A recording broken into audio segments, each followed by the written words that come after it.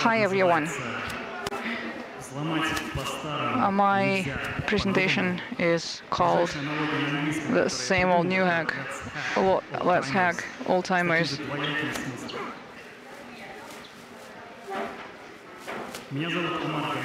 My name is Omar Ganiev.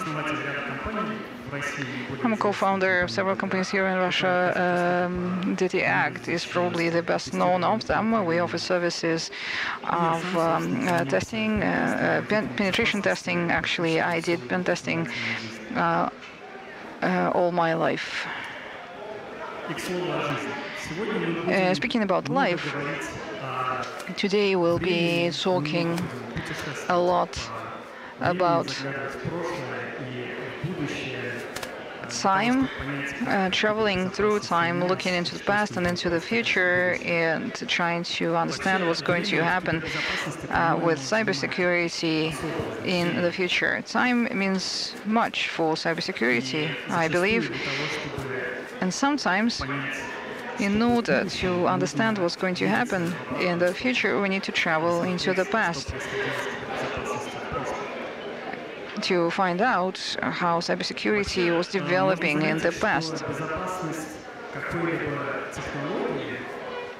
Security of a technology is always a derivative of the technology. Security is always lagging behind. As long as there is no technology, there is nothing to protect. So trends in cybersecurity often follow trends in technology with a time lag. This is the formula that I devised. Technology depends on, or security depends on technology and time. It's technology over time. It's a variable. So a question may arise, an unexpected question at that. Who is the best security auditor throughout the ages and anywhere in the world? Well, to make this question more precise, what is the best security auditor, not who? And the answer is, it's time. If the technology is tested by time, you can say that either, well, the technology was never hacked, it means that it's secure, or it was hacked, and all the vulnerabilities that you could find in the past have already been identified, and now the technology is much better protected. Which is, of course, not always the case, and the time is not always the perfect auditor. Let's take a look at several fictional CVs that I drafted for several fictional characters. So here's Bob's CV. He's from 2023, and he's been in DevOps for 5 years. Well, not necessarily DevOps, but security, it doesn't matter. Bob knows how to do pipelines, CI/CD, he knows VVS and Google Cloud. Then there is Ahmed. Ahmed is a smart contract auditor, and in his CV you will read EVM and maybe even CK. He is quite a knowledgeable guy. He knows much there is to know about DeFi and the Ethereum standards. Let's take a look at yet another CV, Alice. Alice has been pen testing apps. She knows everything about prototype pollution or request smuggling. That's been in fashion for the past several years. She knows how to read Golang, for instance. She knows how to audit client sites. And then there is Madina. This is her CV. She secures artificial intelligence, she knows competitive training, she knows much about privacy of machine learning. Of course, she's very knowledgeable about OpenAI and ChatGPT, and she also knows tools that can generate deepfakes. So these four CVs, you may be wondering why did I include them into my slides. They're all fictional, of course. They're not real, but you will notice that they all have one line in common, like senior, for instance, or DevOps, but actually they have something else in common. You may find that the relevant fields, all the CVs are quite standard, but these technologies, the ones that you saw in all the CVs, did not even exist 15 years ago. 10 years ago, many of these technologies did not exist. Some of them have already emerged, but others did not exist, or they existed, but in a completely different shape. You wouldn't recognize them from now. Some technologies were not even available 5 years ago. They were in the nascency, in the cradle. No one knew about them, and you wouldn't. It wasn't very likely that you would come across these technologies in people's CVs 5 years ago. So what we consider to be standard now, standard CV, standard experts, something that forms the basis of industries. Actually, it all appeared right in front of our eyes. If we have been working in the industry for, say, 10 years, this calls for another question: how are we progressing towards singularity if we can't even keep track of time? We think that modern technology and the modern world have always existed, but in fact they were created only 7 days ago.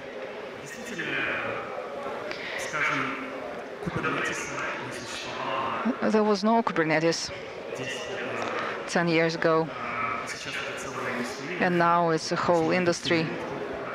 Last year, if I am not mistaken, at Opzone we had a keynote on Kubernetes. People write books on that, and it's a completely new thing. The same applies to blockchain. The smart contracts. Blockchain was proposed back in 2008. Smart contracts emerged in 2014, and the same can be said about many other technologies, maybe on a smaller scale, but in pretty much the same fashion. We understand that cybersecurity applies to all these technologies. It means that these technologies are prone with new threats and entice new attacks. In 2015, I've been in cybersecurity for just 5 years, and I noticed that during that short period of time, many attack vectors that were very common and the attackers used them, and everyone was familiar with them. Suddenly, they became outdated. The industry became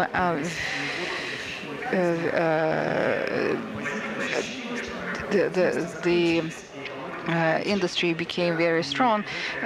There were many vacancies for pen testers. I felt at one point that these attacks, the vulnerabilities, they just disappeared. So I was asking my colleagues, what do I need to study now so that in 5 years' time I will be able to hack into new apps? I thought that there will be no more vulnerabilities because everyone will learn how to protect themselves from SQL injects. Probably JavaScript frameworks will only remain, but there was no consensus on this matter, and I was mistakenly under an impression, based on my very short experience in the industry, that everything is going to be secured pretty soon. The industry will deal with all the challenges, and the new vulnerabilities will emerge at a slower pace than the old ones will be patched. This is how I looked like. I thought that in 2023 there will be no buffer overflowing, there will be no SQL injects, there will be no bash injects. But in fact, of course, this is how I looked like. Well, in fact, all of this is still around us. And if we are to go back into the future, we will notice that all these old-time techniques and tools are still around, so vulnerabilities are still around, and corporations are being hacked using phishing and PHP.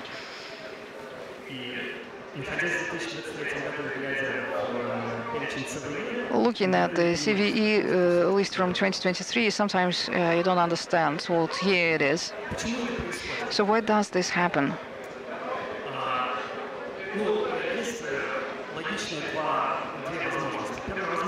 Well, two possible answers are, first, that the attackers are lagging behind. They don't understand modern technologies and they're still using the old and proven tools.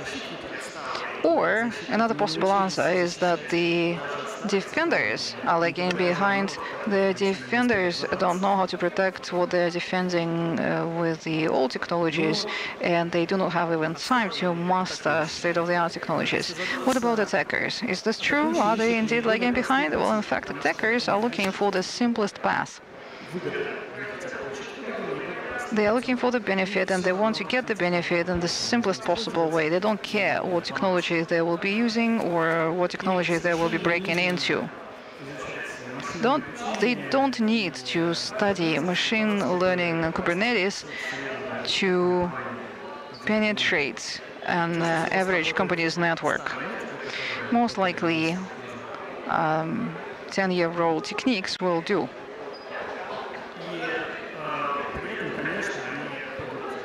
And of course,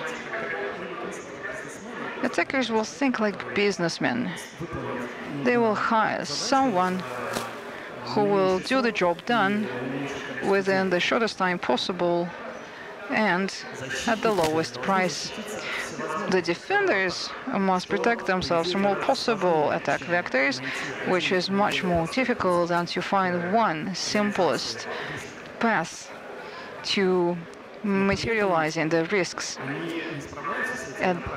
But the defenders cannot keep track of everything, and the corporations very often are being hacked into using the QWERTY1234 password of the admin.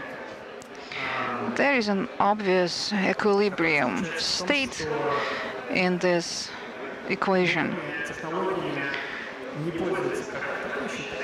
Neither attackers nor defenders are fluent in state-of-the-art technologies, neither are using any of the modern technologies, so both are lagging behind the reality. Since there are still working hacking techniques, attackers have no need in new attacking tools, and defenders also have no need in devising new protection mechanisms. However, there is always an exception to the rule, and the biggest exception is the Web3 body of technologies, the Web3 universum. It contains such a variety of new attacks and it's such a playground for attackers. They learned immediately how to break in smart contracts, for instance, and derive profit out of it. So if there is money in it, the attackers are not lagging behind, and they are quite on the edge. So summing up, in the last 10 years, dozens new technologies emerged, but the attackers are still breaking into companies in the same old way. So maybe time is indeed a good auditor, maybe time is a better auditor than people, but it's not the perfect auditor. Let's take a look at this question from a more technical perspective. Why aren't we capable of solving many of the issues? Why are there still memory corruption vulnerabilities around? Probably you will be able to identify several key reasons. The millions lines of code written with C and other unsafe languages, slow penetration of new languages, which are better secured or better secure memory, and protection is often very expensive. What I mean is these mechanisms are often very resource intensive, which makes them expensive. Or you can make another step forward and identify one other fundamental reason. From the very beginning, our modern computer systems are still based on the von Neumann's architecture, where code is located in one part of the memory, which led to the first type of attacks, direct rewriting of the memory and executing the code.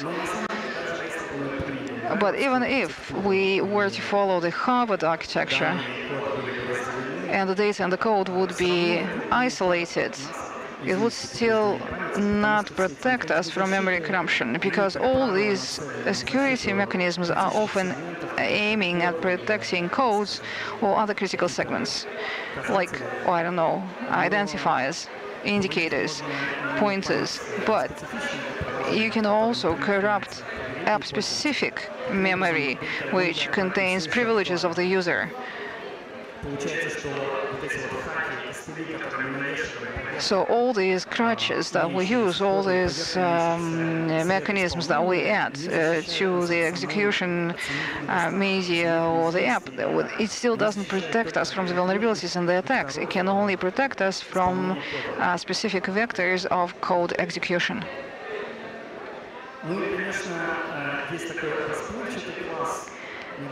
And there is another fuzzy class of deficiencies, which are logical exploits. What is a logical exploit? I'd say that one way to describe it is it's an exploit that executes not a new code, not the newly generated code, but it executes an already available high-level action parts of the code and the app that the developer failed to include. The developer didn't think that you would be transmitting a negative amount of money in a financial app. You're not executing a new code. This code already is embedded into the app, but the developer never thought about this possibility. How is this possible at all? Well, like I said, it's quite a vague class of vulnerabilities, and even the very word to foresee is quite vague. What does it mean to foresee? A developer may foresee it or consider this in his head, but would never come to implement it. In order to consider a certain way a program may be executed, you need to have a specification that's written in the main specific language, not just any specification at that. So if you have this formal verification or specification, you will be able to avoid many of the logical exploits, because a specification, a formal specification, can be formally verified, which is a field of security of its own that is developing at great pace. But formal verification is an expensive process.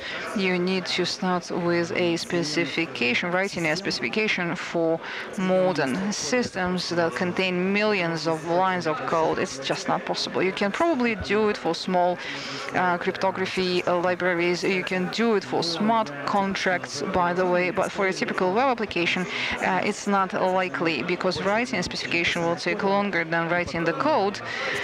And then executing this verification will also consume a lot of time. Besides, the verification itself, the very process and the specification may contain mistakes. So again, formal verification is expensive, and because of that, logical vulnerabilities and exploits will stay with us for a long time, because you don't have an easy way to protect yourself from them. There are dozens of other classes of attacks or deficiencies that are more or less common. For instance, there are deficiencies that are related to insufficient validation of incoming data, of the inputs. And injects are possible because of that. You may think that this is an easier scenario because we've got input data, we've got incoming data, there is a place, an area where code is executed, we can set up a filter at this location, and if we can have this filter, then the program is not vulnerable. No filter, no specific path, then the app is vulnerable. It's not as simple as it sounds. Writing static analysis that would be capable of finding those vulnerabilities is complicated. It's a scientific task, and the process it doesn't contain an algorithm that will. It doesn't offer. No one offers an algorithm that will help you identify those paths. There is a combinatory explosion because of the multiple states in the app program. The number of tracks and branches that must be analyzed for vulnerability grows exponentially. Uspensky and Rice are logicians and mathematicians,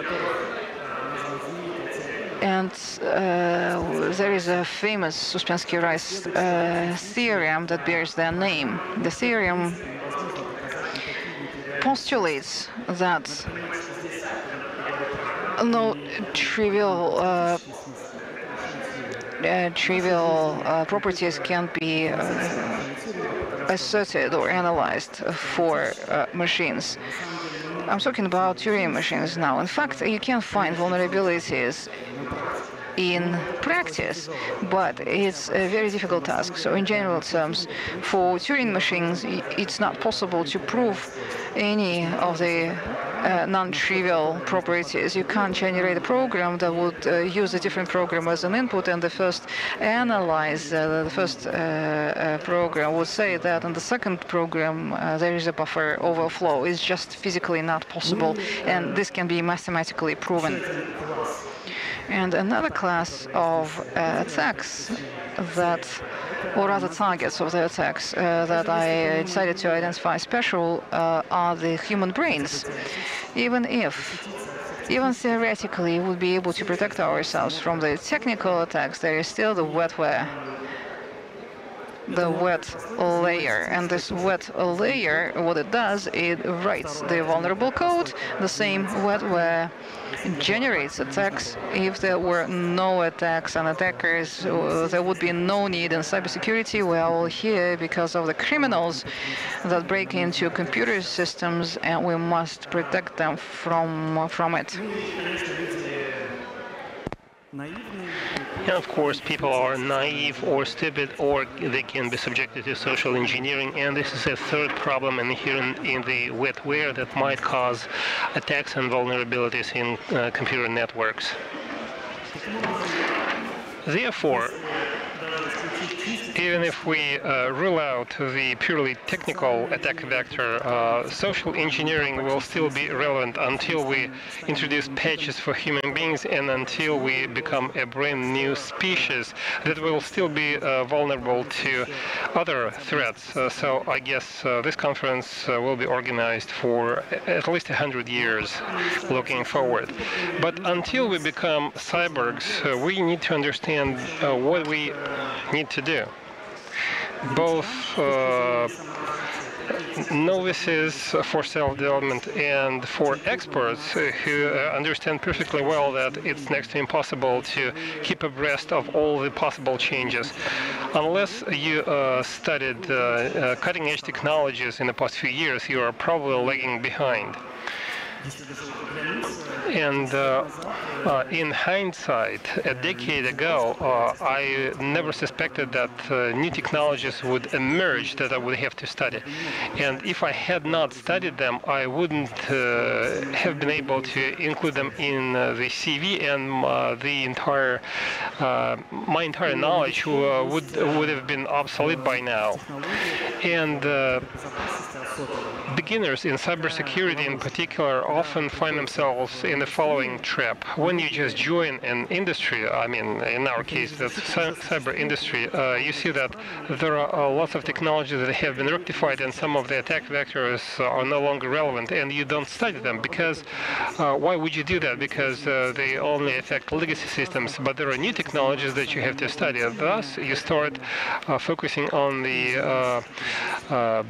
cutting-edge attack vectors, and you tend to ignore the old ones. But it's a trap, because in that case you might miss some of the fundamental things and the patterns that might reiterate looking forward. The legacy attacks are nothing unique, and you can learn to generalize them, and that will help you with the new technologies if you know how similar things were implemented in the past. And a good comparison would be the following. A programmer comes to do a job, and oftentimes juniors study all the frameworks for development, but they miss out on such fundamental things as algorithms, or the computer guts protocols, networks, and so on and so forth.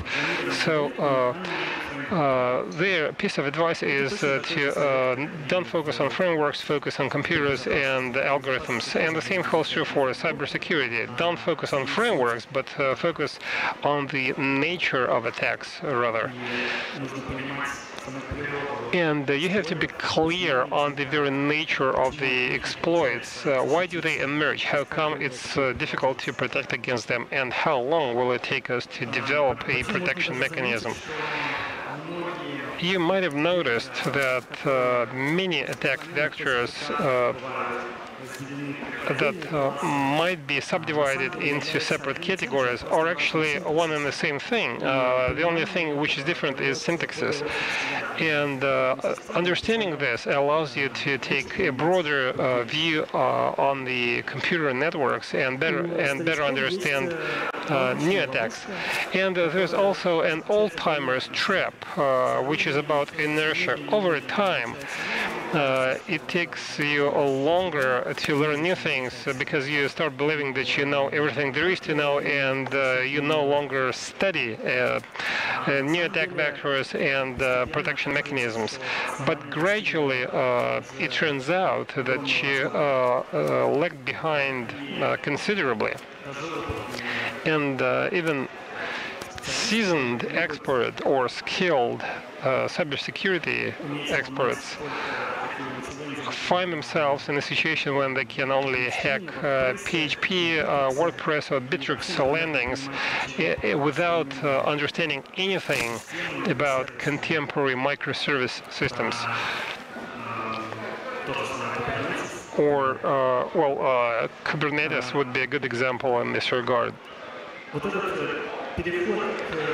And the transition to state-of-the-art technologies oftentimes meets inertia of old-timers and even resistance of old-timers. And, well, to draw a comparison with the programming industry, it's like a transition to the functional programming, and it is something which seems to be difficult for old-timers.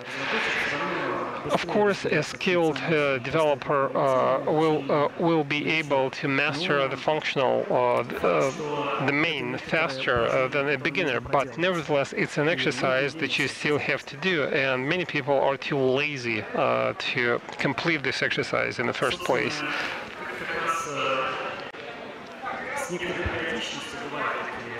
And it's common, the Web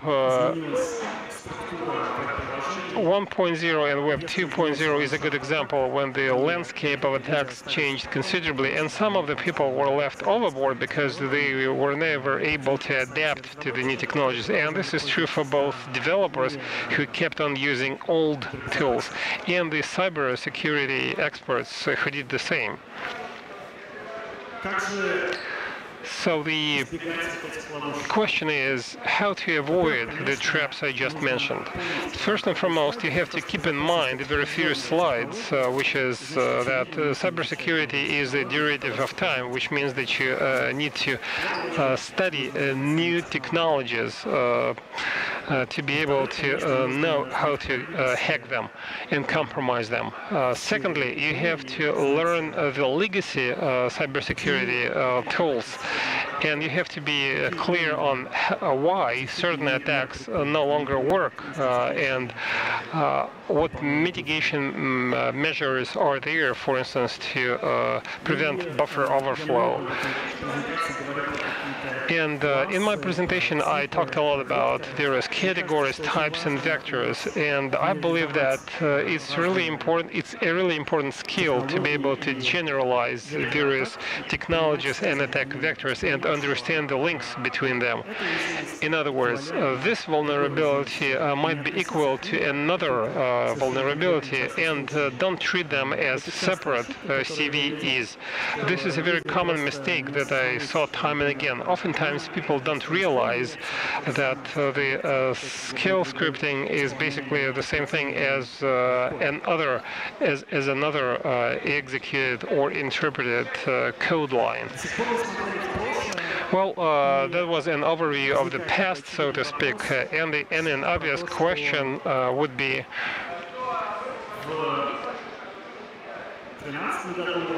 as follows. Back in 2013, we did not know what we would include in our CVs in 2023. And the same holds true for 2033. In 2033, in 2023, we don't know what our 2033 CVs would look like, but we can rake our brains to come up with the technologies that might be used in 2033 by you to create new businesses. Of course, no one knows what's going to happen. We don't have a crystal ball, and this is just these are just our speculations, and the cycle is shorter than 10 years. However, like I said, learn fundamentals. It's an obvious thing to everyone, but nevertheless, I needed to mention that you have to understand networking, theoretical computer science, operating systems, and so on and so forth.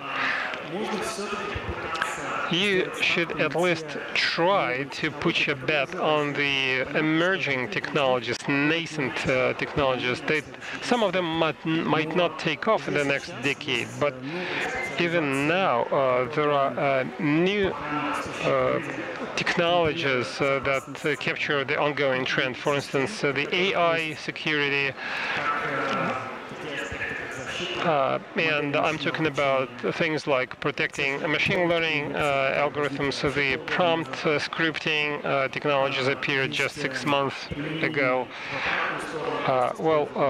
Using reverse engineering and using machine learning models for reverse engineering to come up with protection tools. It's been developed for less than a decade, and the neural networks engines and graphics have been developed in the past in less than a past decade. Another large domain is about decentralized computing, consensus smart contracts, blockchain, distributed ledger technologies. It's a highly paid industry. It's a well-established industry, I may say. In addition to all the scum that you hear, there are some interesting technologies. And for nerds, it's extremely interesting.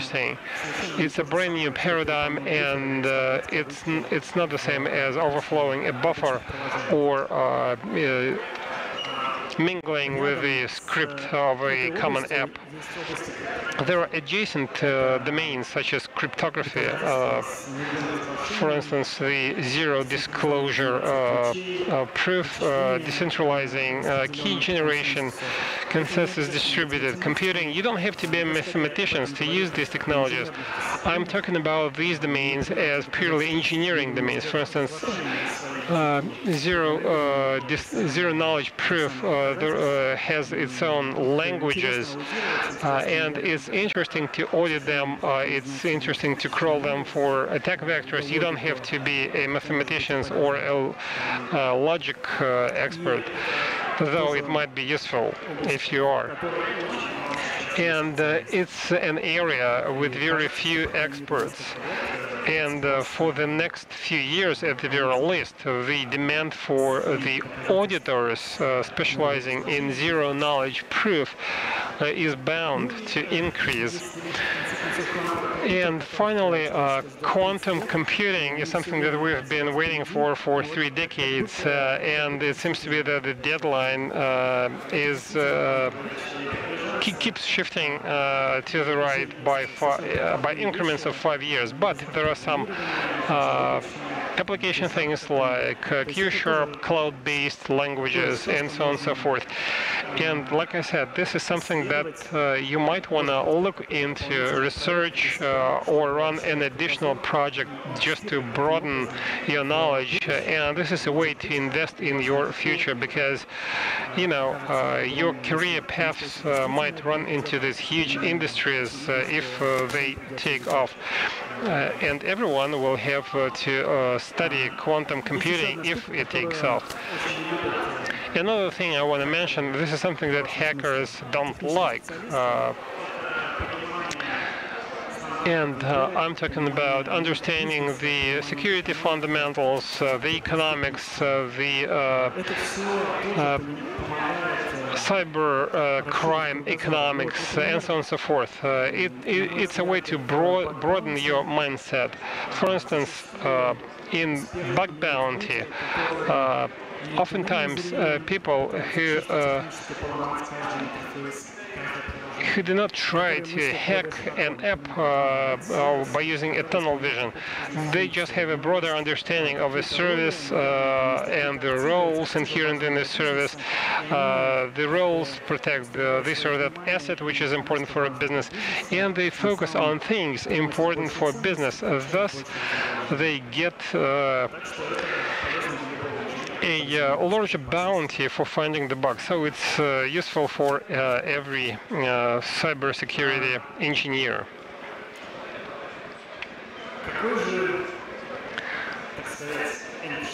So what's the end game in this non-stop game that comprises attackers, red hats, blue hats, technologies, and so on and so forth? I believe that as an industry, we resemble a snake that eats its own self. If the security achieves its unachievable goal, then we would just shut down our laptops and we would have nothing to protect, because, you know, security has been achieved and the industry is no longer relevant. In other words, we are trying our best to destroy our own industry. And if we do not focus on specific attack vectors, but rather on the root causes of all the vulnerabilities and threats that I mentioned above, we'll be able to come up with the security measures that would last longer over time. For instance, APS, IDS, or even antiviral solutions. In other words, everything that we're doing right now are just hacks and crunches that are aimed at specific programs. For instance, we come up with a signature that will protect you against a specific attack, but you never solve the root cause that resulted in an attack in the first place. So in order to be more effective in destroying our industry, we need to focus on more fundamental problems rather than come up with yet another antivirus or another ADR or another WAF.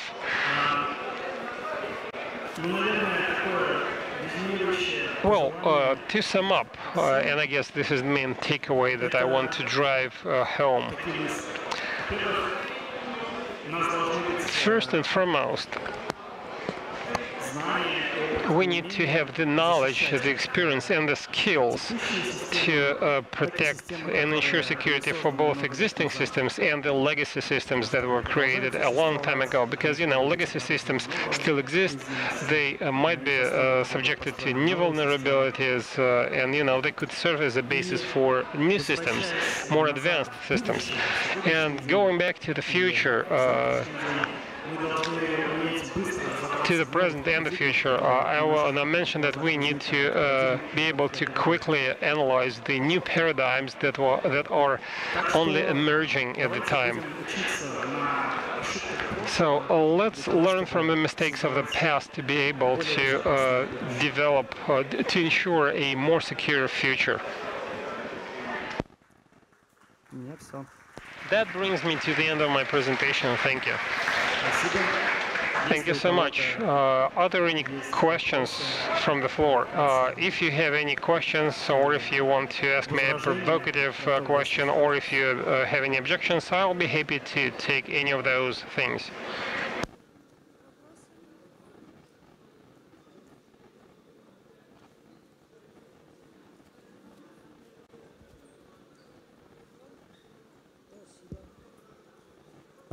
Привет.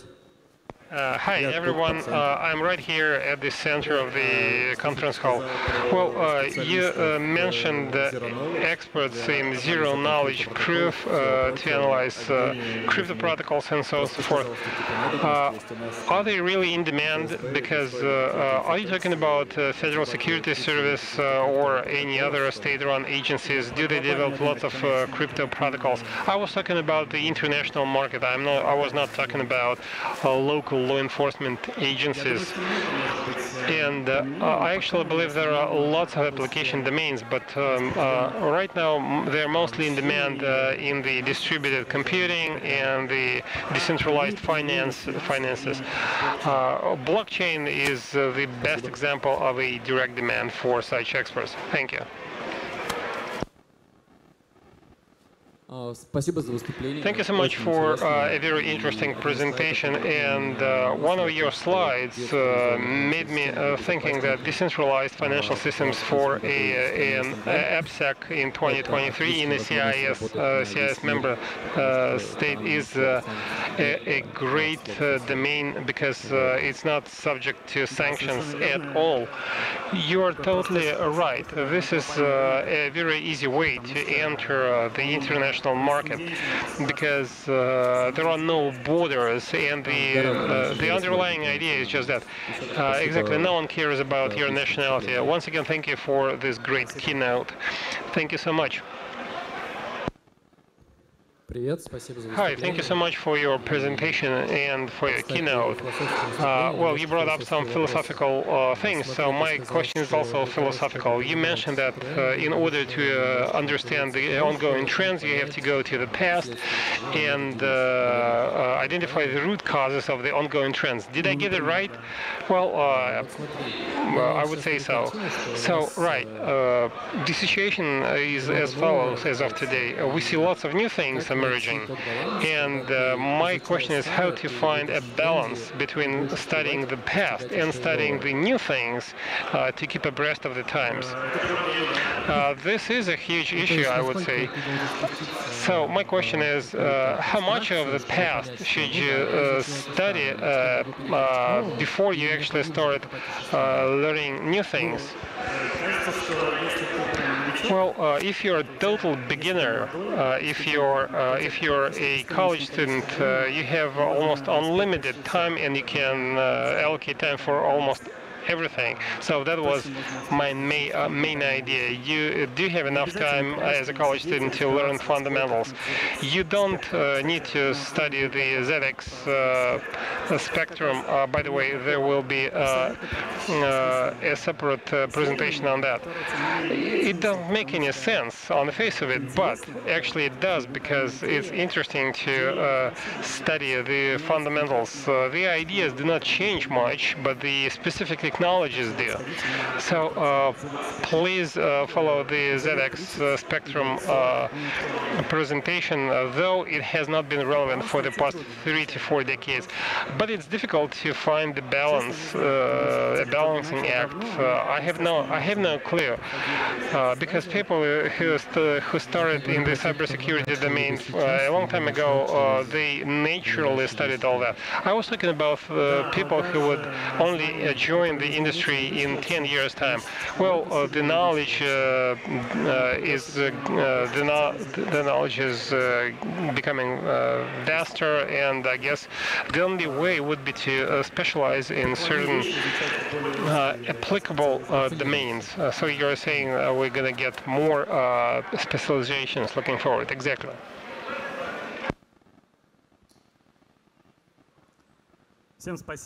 Well, thank you so much, and have a nice day in that case. I hope that you will enjoy the following 2 days of the conference.